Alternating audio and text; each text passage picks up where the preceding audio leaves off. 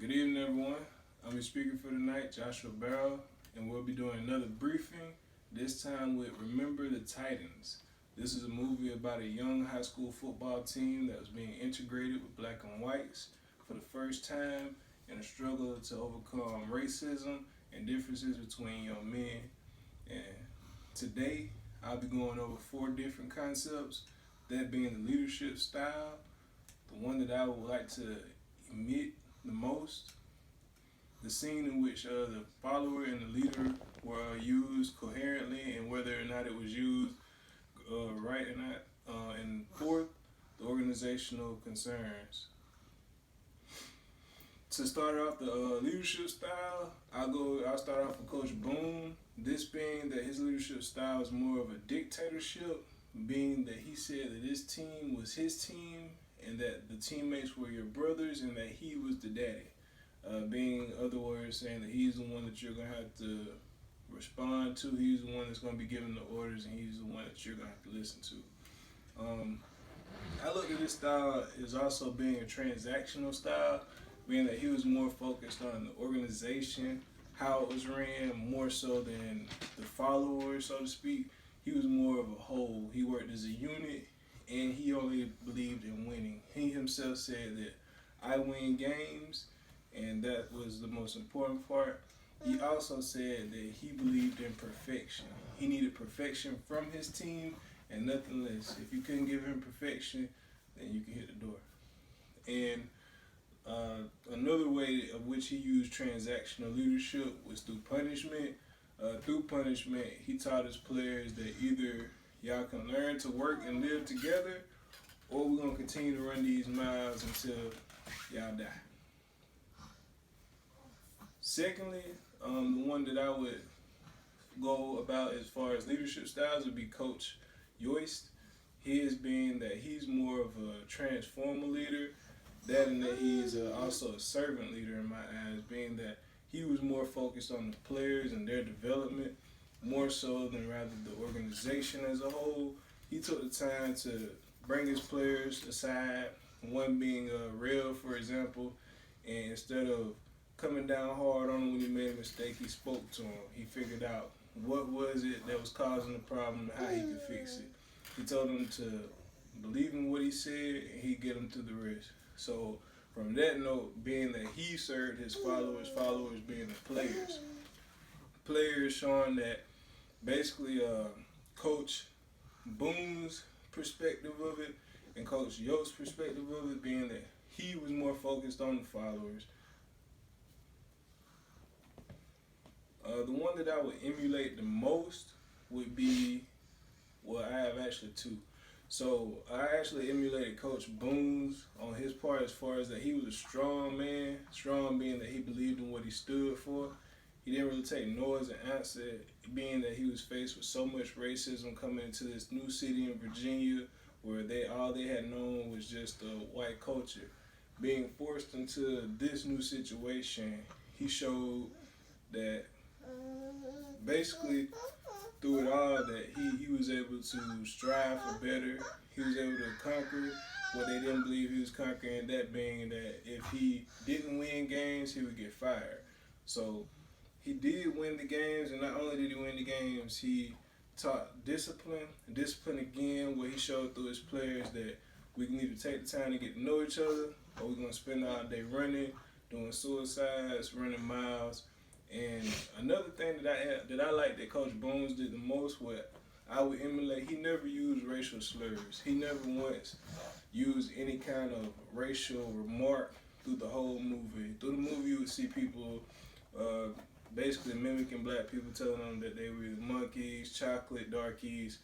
Coach Boone's never, ever, in any of the scenes that I've seen, he never emulated any style of negativity towards his opposite counterpart.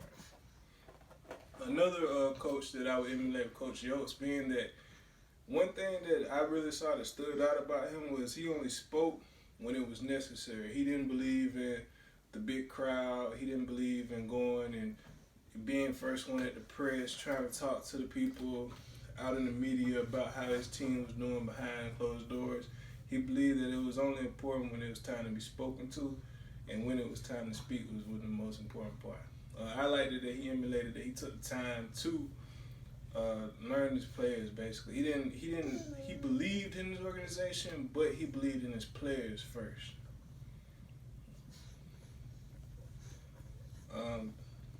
The type of scenes that I took from the movie that depicted the followers and the leadership. First scene was when Julius and Gregory had ran after the mob. They had to speak with each other. Gregory basically told them that, hey, look, let's just get these two facts about each other and we're gonna move on. We're not finna keep running these miles. We're not finna keep running these miles. Julius made the statement. He said, no matter how much I tell you about myself, it won't matter. You won't listen. It won't soak in. And from what that I took out that scene was Julius himself was a survivor. Julius believed that basically he was the only person that could keep himself afloat. He didn't want to work and break his back for a team or teammates that didn't do the same for him.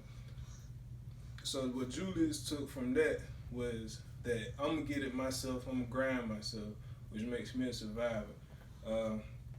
In terms, Gregory came back and said, man, it's your attitude.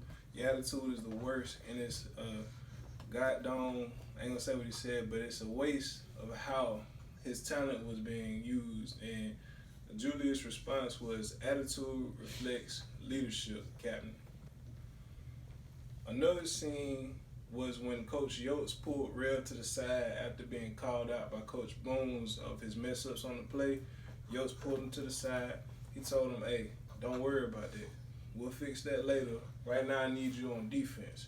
And Rev's response was, I never practiced a day on defense, so why would you put me in another time for a game?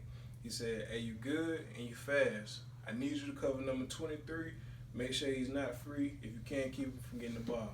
So Rev, in this terms, I look at Rev as a perfect or more of a effective follower. I won't say perfect, but effective follower, being that he was given the command, he was given the order, and he went out there and he perfected it and he did it to the T. He stopped number 23, and later on down in the season, he also became a great asset in that position on defense, also leading to a turnover that helped turn the tides with the Titans.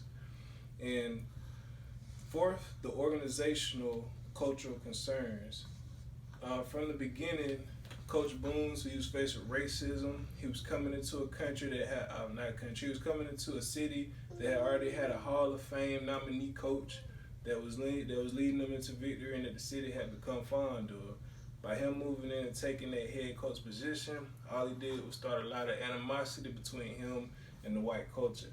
But through that, he strived to show the young men that it's more to life than just color.